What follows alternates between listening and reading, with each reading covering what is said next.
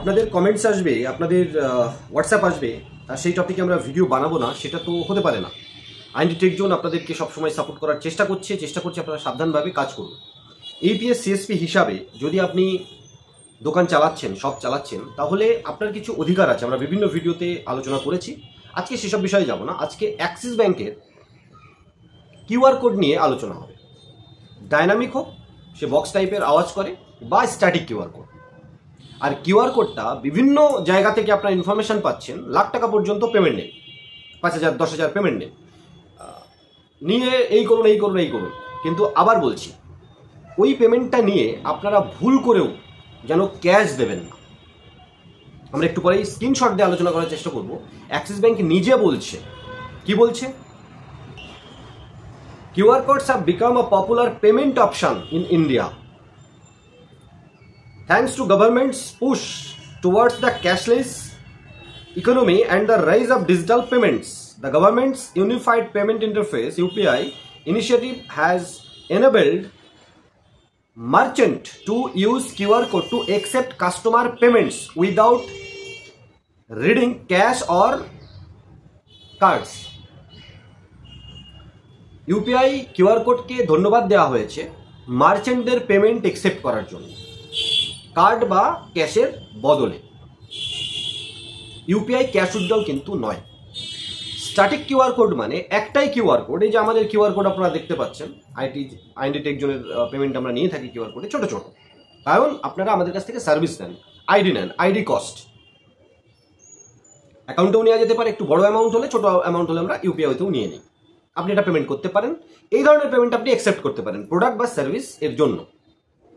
যেটা অ্যাক্সিস ব্যাংকের ওয়েবসাইট থেকে যে স্ক্রিনশট আপনি দেখতে পাচ্ছেন, সেখানে অ্যাক্সিস ব্যাংকও লিখে রেখেছে ক্যাশ নেওয়ার কোনো প্রাবধান নেই। ওয়ালেটে নেন বা আপনার নিজের মার্চেন্ট কিউআর কোডে ক্যাশ দেওয়ার জন্য মার্চেন্ট কিউআর কোডে পেমেন্ট নেবেন না, নিলেই কিন্তু আপনি ফাঁসবেন। এপিএস এর ক্ষেত্রে চার্জব্যাক লাগে, আপনি ডিটেলস তখন দিয়ে দেন, রেজিস্টার মেনটেন করেন। এই মার্চেন্ট কিউআর কোডের পেমেন্টের ক্ষেত্রেও আপনি রেজিস্টার মেনটেন করবেন। কি মেনটেন করবেন? কোন কাস্টমার এসেছিল, কি প্রোডাক্ট নিয়েছে বা কি সার্ভিস নিয়েছে, সেই সার্ভিসের জিএসটি পে করেছেন কিনা, সেই সার্ভিসের ইনভয়েস জেনারেট হয়েছে কিনা। ইপিএস একটা ইনভয়েস জেনারেট হয় না, তার মধ্যে যে কমিশন পান টিডিএস কেটেও নেয়, সে কোনো কোম্পানি জমা দেয় না, সেটা আলাদা কথা, কেটে নেয়, একটা ইনভয়েস জেনারেট হয়। ইপিএস সিস্টেমটা ক্যাশ দেওয়ার জন্য ইনভয়েস জেনারেট হয়েছে, ওই পার্ট। তাও ফ্রড অ্যাকাউন্ট থেকে যদি টাকা আসে, আপনার ওয়ালেট ব্লক হয়, ওই অ্যামাউন্টটা ফ্রিজ হয়ে যায়। এই মার্চেন্ট কিউআর কোডেও ক্ষেত্রেও আপনি ওই পেমেন্টটাই নেবেন যেটার প্রোডাক্টের সার্ভিস আপনি সেল করেছেন, ক্যাশ দেবেন না। 10-20 হাজারের বিল আপনি দেখাতে পারবেন না, ওসব কোম্পানি আপনার পাশে দাঁড়াবে না। যখনই চার্জব্যাক লাগবে, কোম্পানির অ্যাকাউন্ট ব্লক হবে, ফ্রিজ হবে ওই অ্যামাউন্টটা, আপনার ওয়ালেট ফ্রিজ করে দেবে। আর তখন যে ক্লিয়ারিফিকেশনের কথা বলা হচ্ছে, চাইবে ওই বিলই চাইবে উইথ জিএসটি নাম্বার, ইনভয়েস চাইবে আপনার কাছে, ডিটেলস দিন, কোন কাস্টমার কোন প্রোডাক্ট বা সার্ভিস আপনার কাছ থেকে কিনেছিল, আপনি পেমেন্ট নিয়েছেন। অ্যাক্সিস ব্যাংক হোক বা এইচডিএফসি বা যে কোনো বড় ব্যাংক, সমস্ত নিয়মকানুন মেনেই সমস্ত কোম্পানিকে দেয়, এবং কোম্পানিগুলো প্রমিস করেছে আমার এজেন্টরা পেমেন্ট অ্যাকসেপ্ট করবে প্রোডাক্ট বা সার্ভিস সেল করে। সেটা আপনাদের ডাইরেক্ট ইনডাইরেক্ট বলছে না। ব্যবসা বাড়ানোর দরকার, যেমন ফোনপে, গুগল পে আপনার সেভিংস অ্যাকাউন্ট পেছনে লাগিয়ে মার্চেন্ট কিউআর কোড দিয়ে চলে যায়। আপনি ফোনপে, গুগল পের মার্চেন্ট কিউআর কোড হোক, বা অ্যাক্সিস ব্যাংকের বা অ্যাক্সিসের মাধ্যমে কোনো ব্যাংকের মার্চেন্ট কিউআর কোড, উপরে দেখবেন লেখা থাকে scan to tap to pay, scan to tap to pay, payment করার জন্য। আর পেমেন্ট করে আপনি ক্যাশ নেবেন, সেই সিস্টেমটা এখনো আসেনি। কিছু ফিজিক্যাল ব্যাংকের এটিএমে সিটিজেন নিজে গিয়ে একটা লিমিট পর্যন্ত ক্যাশ উইথড্রল করতে পারে, যেটা ইউপিআই উইথড্রল পাইলট প্রজেক্ট হিসাবে চলছে। হ্যাঁ, কথাবার্তা চলছে, 10,000 যেমন এপিএস স্ল্যাব আছে সেরকম আসবে, এলে বিভিন্ন কোম্পানি আনবে, আমরাও চেষ্টা করব। রুলস অ্যান্ড রেগুলেশনের মধ্যে থেকে দোকানদার হিসাবে সিকিউরিটির সাথে সিকিউরভাবে, লিগালভাবে, রাইট ওয়েতে ব্যবসা করুন। মার্চেন্ট কিউআর কোড অ্যাক্সিস ব্যাংকের হোক আর যারই হোক, আপনি নেবেন না। আমি আর একটা স্ক্রিনশট দিয়ে আলোচনা করার চেষ্টা করছি, যেখানে অ্যাক্সিস ব্যাংক নিজে বলছে স্ট্যাটিক কোড কিউআর কোড হোক বা ডাইনামিক কিউআর কোড, ওখানে কিছু ইনফরমেশান নেওয়া হয়, গ্যাদার করানো হয়। যেমন আপনি দেখবেন শপিং মলে যান, আপনি টোটাল জিনিসপত্র নিয়েছেন, বিল টাইপ করছে, কোন কোন জিনিসগুলো নিয়েছেন বার করে স্ক্যান করছে তো আপনার বিলের সব নামগুলো এলো, তারপরে দেখবেন পেমেন্টের একটা কিউআর কোড আপনার জন্য আলাদা জেনারেট হয়ে যায়। আপনি স্ক্যান করলেই যে 1590, তো 1590টাই ওটা ডাইনামিক কিউআর কোড। সে এইপিএস কোম্পানি দিক আর বিগ বাজার দিক বা বাজার কলকাতা দিক। তার মানে ওই আপনি ভাবুন, ওই যে শপিং মল যে ডাইনামিক কিউআর কোডটা জেনারেট করলো অনেকগুলো প্রোডাক্টের, এবার ওই শপিং মলটাকে ভুলে যান, ভুলে আপনার কাছে কেউ পেমেন্ট করতে এসছেন, আপনি ডাইনামিক কিউআর কোড জেনারেট করছেন, তার মানে কোনো প্রোডাক্ট তো জেনারেট, মানে প্রোডাক্ট আপনি বিক্রি করেছেন না, ওখানে সঙ্গে সঙ্গে বিল জেনারেট হচ্ছে, তাই জিনিসগুলো স্লিপে চলে আসছে। আপনার কাছে ওই রেজিস্টার কিন্তু আপনাকে মেনটেন করতে হবে। জাস্ট কম্পেয়ার করুন, আরবিআই এনপিসি এর রুলস ভাবুন, পেমেন্ট গেটওয়ে সিস্টেমের রুলস ভাবুন, মার্চেন্ট কিউআর কোডের রুলসগুলো জানুন।